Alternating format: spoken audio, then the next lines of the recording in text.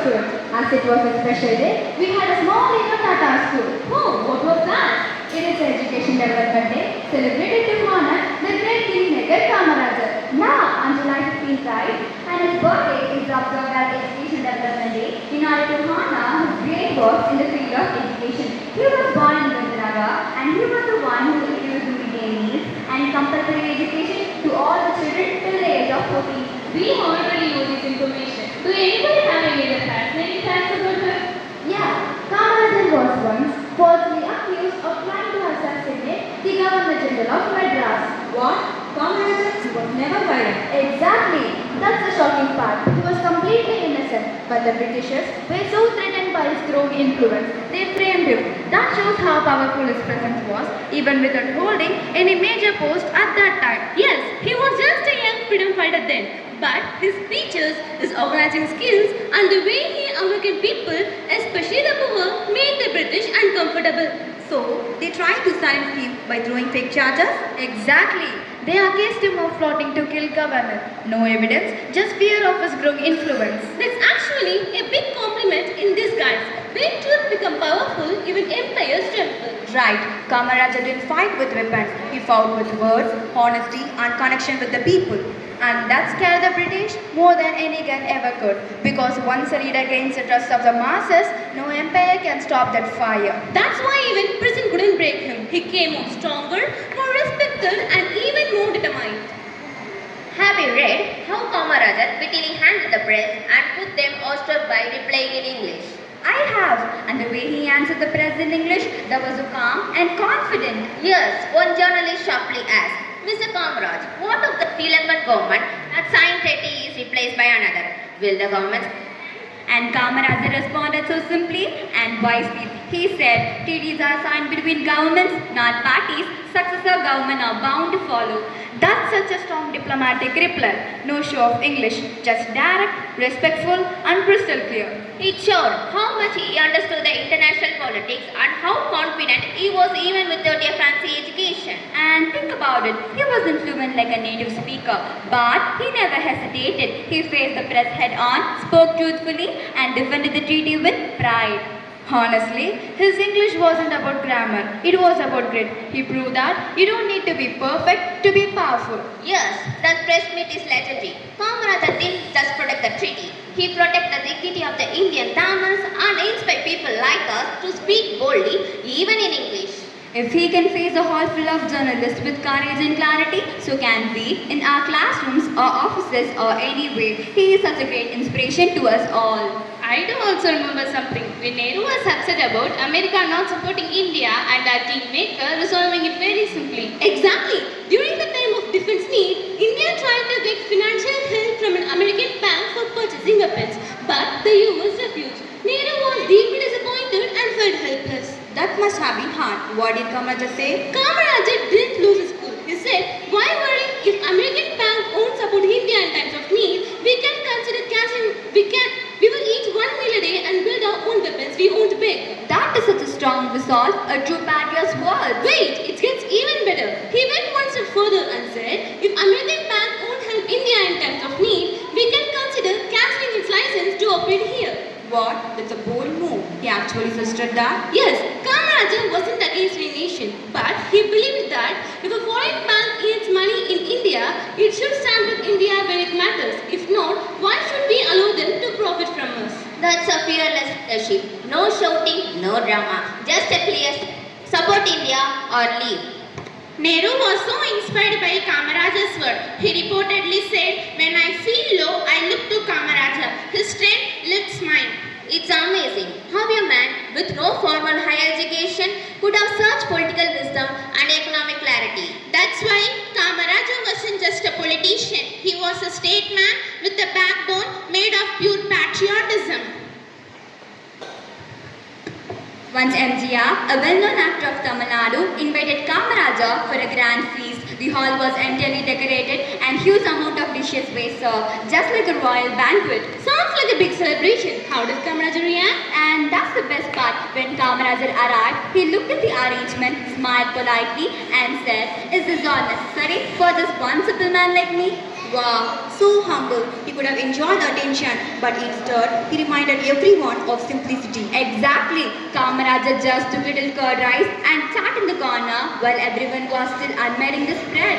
That's powerful. It shows that real greatness doesn't need gold plate and luxury. It lies in character. True. That's why superstar like MGR deeply respected Kamarajar for that simplicity and moral strength. Yes, we know that he is fondly called as Kalvi Tandai. Let me tell a short story of how Kamaraja helped some poor kids with their education. One day, a poor brother and his sister approached Kamaraja. The children politely asked for some help to get books and pay fees. But some people standing nearby whispered, "Sir, don't believe them.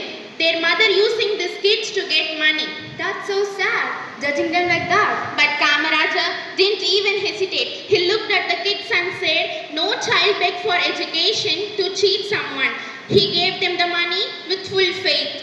That's powerful. He always believed in the innocence of children, didn't he? Yes, and guess what? A few days later, the same children came back to his office holding a paper. What was that? The bill. They had used every money only for typewriting class. They said, "Ayya, we used your money only for typewriting class." That gives me goosebumps. Kamaraja saw honesty where others saw doubt, and he was right. Exactly. That's why people call him Kalvi Tande, the father of education. He gave the children not just a book, but belief. He gave them the trust. They rose to his trust. This is what makes him eternal. While others looked down, he lifted people up, especially the poorest and the youngest. Yes, he never waited for reports and paperwork. He listened with his heart. That's the kind of leader who truly changes lives. I also know another beautiful story of how Kamaraja attended his friend's wedding, but in his own humble way. How was that? One of his close friends invited Kamaraja for his daughter's wedding, but Kamaraja gently declined. He said, "If I come, the crowd will grow, the attention will shift. I don't want to disturb your simple celebration." That's so thoughtful of him. Most could be happy to be the center of attention. But here is the best part. Kamaraja didn't just ignore the event. He quietly went to the event without any siren, security or announcement. Really? That's amazing. Yes, he met the bride and groom briefly, blessed them and told to his friend, I don't want to just ignore your wedding, but I also don't want to disturb your joy with the crowd. That's why I came quietly. That's so touching. What a beautiful balance of love and humility. This shows who he really was. A leader with a giant heart, never saw himself he was more important than others. And no ego at all. He didn't want this power or title to become someone else's burden, even for a wedding. That's why still people remember him, not for loud speeches or VIP status, but for the way he respected even the simplest occasion. Kamaraja proved that greatness doesn't need a spotlight. Even the quietest gesture leaves the loudest impact. Did you know that when Kamaraja was chief minister, he refused to have a siren in his car? Really? No siren, even for a CM? Yes, he said, why should people move aside just because I'm passing by? I'm also a citizen like them. That's incredible. Today, even small officials demand for convoys and sirens. But this man, a whole chief minister, wanted none of that. That's Kamarajar. No show, no ego. He believed leadership is a service, not a status. Just imagine, a man with such power, it's so grounded. He never saw himself as above the people. Exactly. For him, politics wasn't about perks. It was about purpose. His respect for the people was genuine. You know what? That one small act, refusing a siren, says more about his character than 1,000 speeches. True, modesty wasn't his image. It was his identity.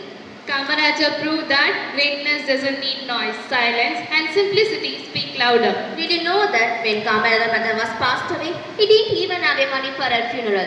What? That's heartbreaking. He was such a respected leader. How could it happen? That's kind of life he lived. Even though he was in politics and held in high position, he never misused public money. He lived like a common man. That speaks volume about his honesty. Most people in power today chase wealth and comfort, but Kamarajar lived with integrity till the end. Exactly. He gave everything for the nation and accepted nothing for himself. No property, no luxury, just pure service. When Kamarajar was working for the Congress party, he received 150. Instead of spending it on himself, he kept only 30 for his basic need and sent 120 to his mother. Wow, that's incredible. In the time when the money was scarce, he still thought of his mother first? Exactly. He didn't care about luxury or comfort. His heart was always with his family and with the people. That shows how selfless and grounded he was. Even as a political leader, he lived such a simple and honest life. His values are built on love, sacrifice, and duty.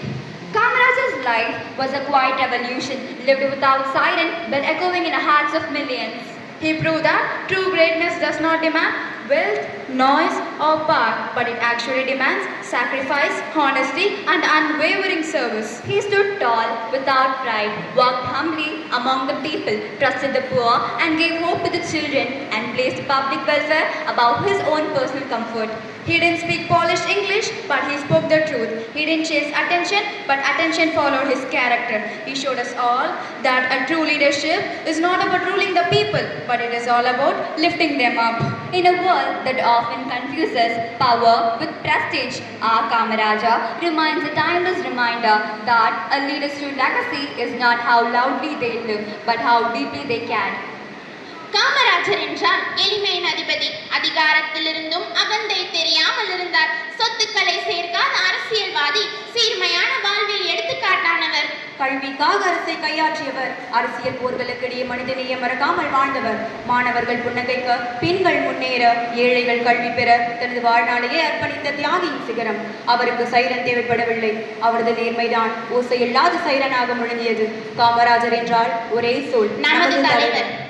காமராஜரின் சில பொன்மொழிகள் இதோ உங்களுக்காக. ஒரு பெண்ணுக்கு கல்வி புகட்டுவது ஒரு குடும்பத்திற்கு கல்வி புகட்டுவதாகும். சமதர்ம சமுதாயம் மலர வன்முறை தேவையில்லை, அனைவருக்கும் கல்வியும் உழைப்பிற்கான வாய்ப்பும் தந்தால் போதும்.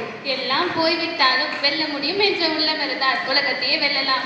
ஏழை மழலை செல்வங்களை உச்சி வெயிலில் வெளிவிடாமல், ஏழை மழலை செல்வங்களை உச்சி வெயிலில் வெளிவிடாமல், வெள்ளை தாமரில் அமர்ந்திருக்கும் சரஸ்வதியின் மடியிலேயே, வெள்ளை தாமரில் அமர்ந்திருக்கும் சரஸ்வதியின் மடியிலேயே உட்கார வைத்து உணவளித்து அழகு பார்த்தது ஓர் கருப்பு மேகம், அழகு பார்த்தது ஒரு கருப்பு மேகம். அவர்தான் எங்களது கல்வி தந்தை, கர்ம வீரர் காமராஜர்.